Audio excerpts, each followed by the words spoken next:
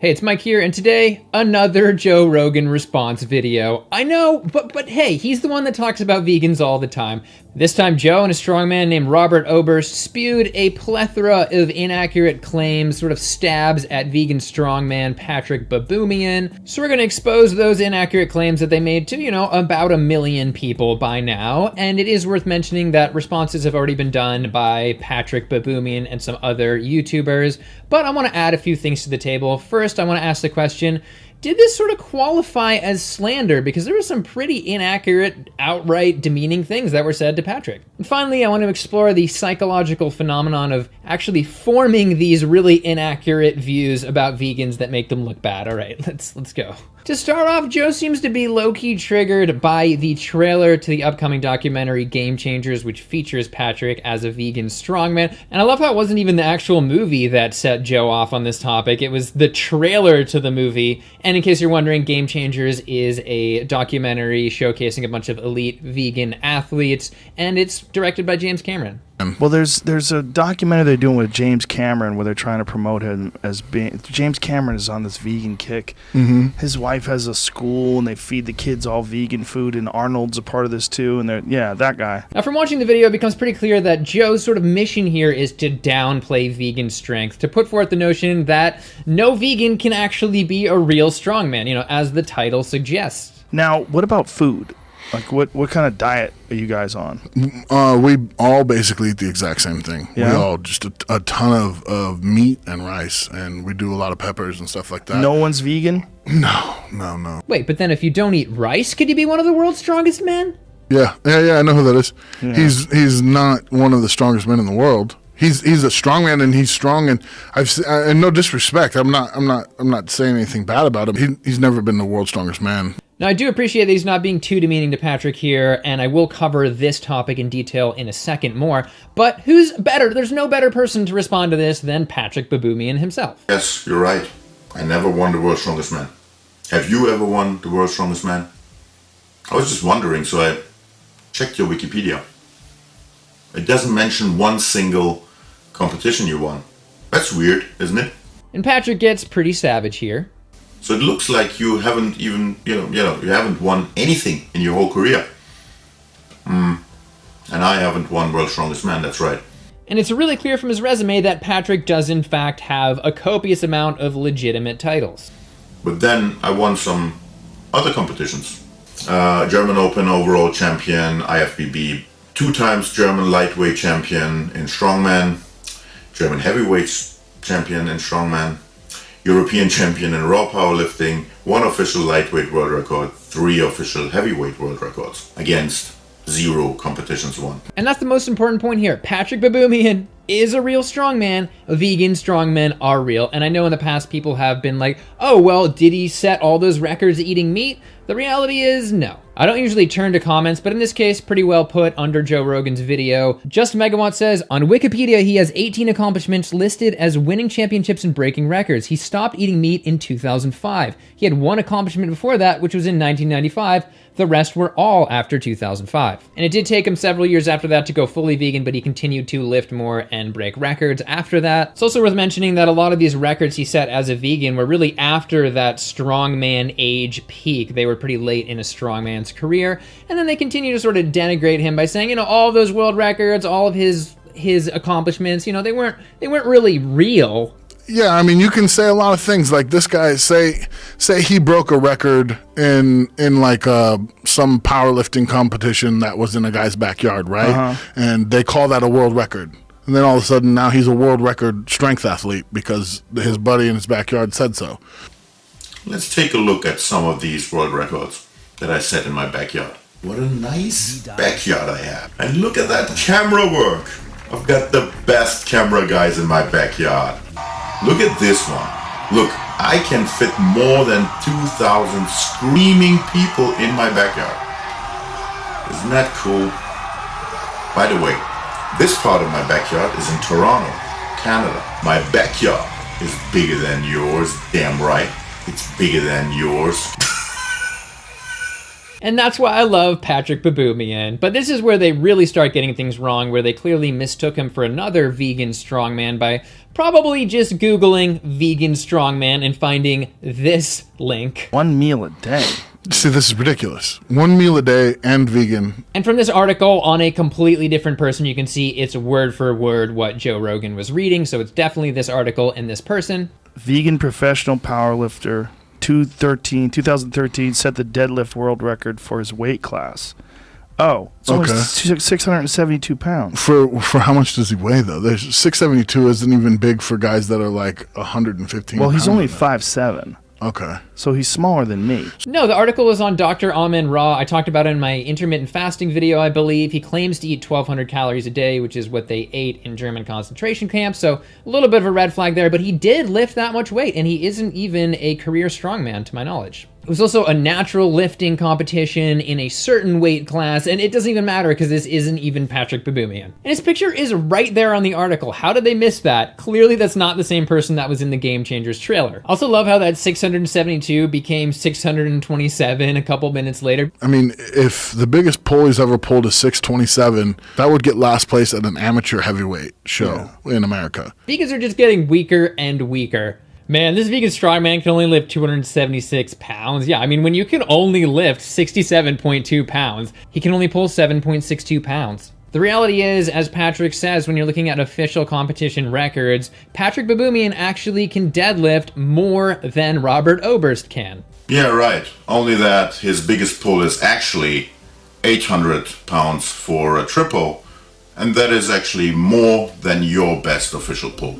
For official lifts, we're looking at Robert at about 750 and Patrik at about 800. But to be fair, his gym best, which is probably a one personal record best and not officially recorded, says 880 pounds, which is more. Although we don't have a one PR best for Patrik, so we can't really compare. But the point is, these people are both really, really strong. In at least this one very common measure of strength, they are roughly equal. Yeah, there's about a foot difference between Robert. He's a foot taller, so he's going to definitely be stronger in pulling type things. But I'd like to see how Robert would do with Patrik Baboumian's, 30-second long yoke walk with 1,234 pounds. Now back to the notion that none of the strongest men in the world are vegan, and really the implication that they can't be the strongest men in the world. First off, this is a statistic thing. The portion of vegans in the population is much lower, so there's going to be a lot of fields where you won't see vegans at the top. Even non-physical things like physicists. The top physicists probably aren't going to be vegan. It is worth mentioning, though, that a world memory champion happens to be vegan, just saying. And there will be vegan champions here and there. I mean, Scott Jurek held the US record for the longest distance run in 24 hours at like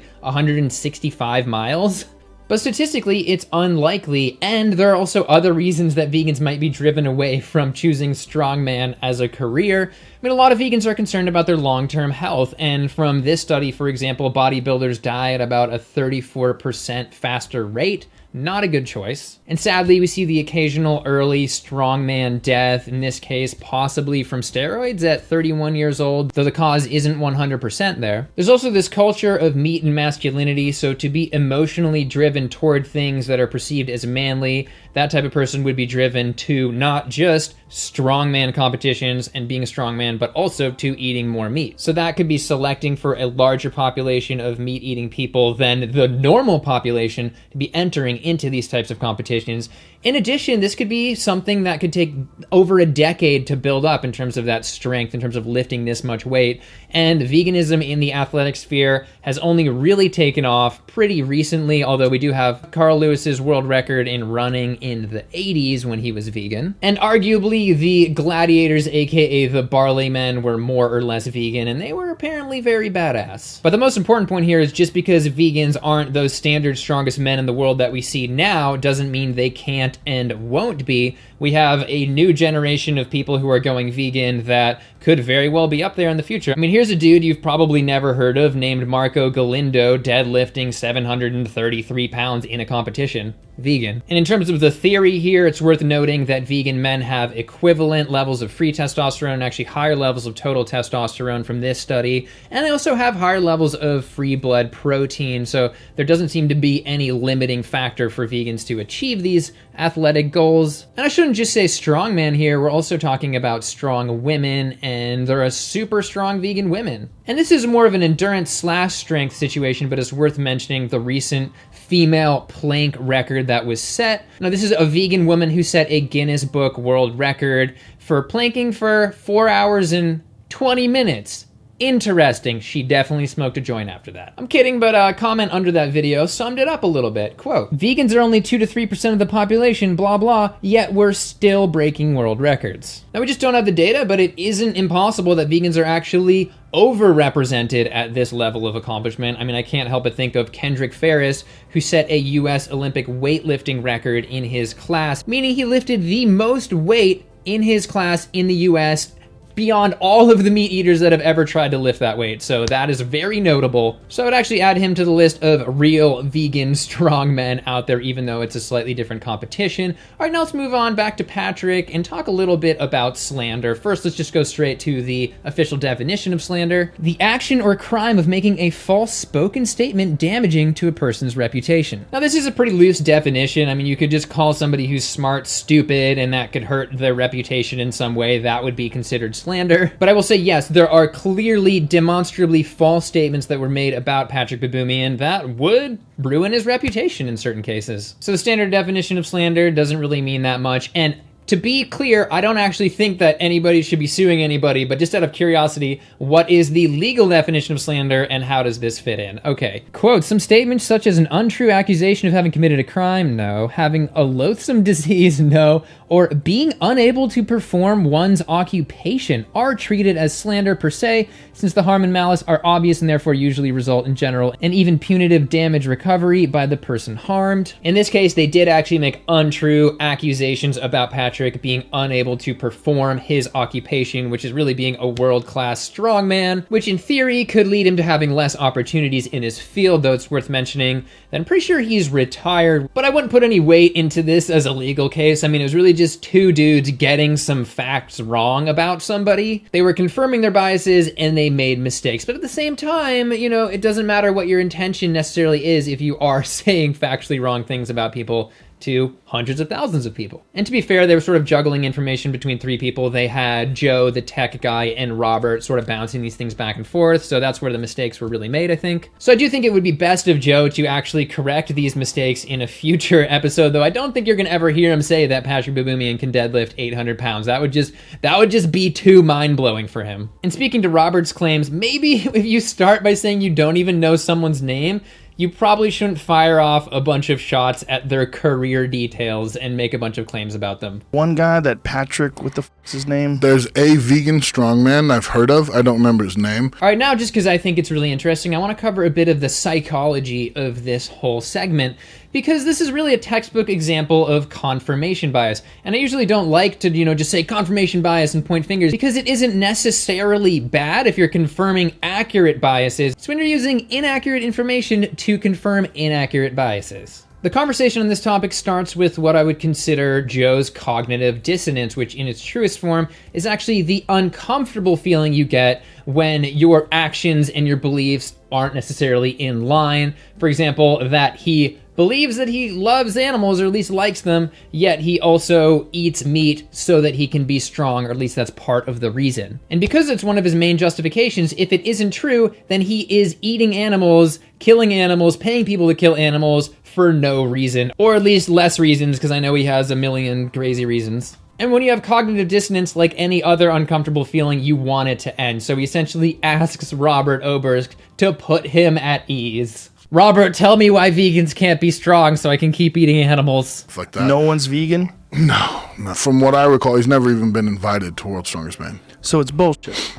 Then much of the video is spent fishing for whatever inaccurate, literally factually inaccurate information they can insert to confirm Joe's bias that, yes, vegans are in fact weak and everybody who wants to be strong should be eating meat. So it's just another case of, I'm gonna say it, it's coming, good news about your bad habits. And I would also add, to be as strong as Joe currently is, there's absolutely no reason that you need to be a strong man or eat like a strong man. There are plenty of people who are vegan that are much stronger than Joe. In the end, while it was interesting, I don't think there's a meaningful case for slander, but it is really frustrating that the misinformation will get to about 10 times more people than the accurate information will get to, which is pretty standard. And while I'd give Robert a little bit more slack because he was literally fed factually incorrect information, Joe was clearly trying to steer the conversation the whole time toward vegans can't be strongmen. Vegan strongmen aren't real. Therefore, I feel great about eating meat. But here's the reality. Patrik Baboumian is a real world-class vegan strongman.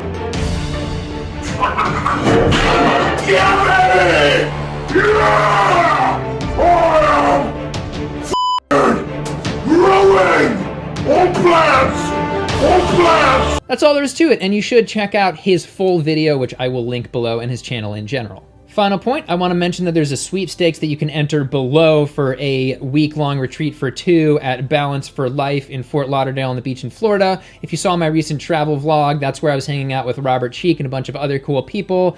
Now, I get nothing from sharing this, but they were super good to us, and they have whole vegan food on the menu, so click on the link below and try and open it in a new tab. That way, the algorithm doesn't think I'm pushing people away from YouTube and put me lower down in terms of priority. All right, thank you so much for watching. Feel free to like, subscribe, hit the notification bell. Let me know what you think down below about Joe Rogan constantly talking about vegans.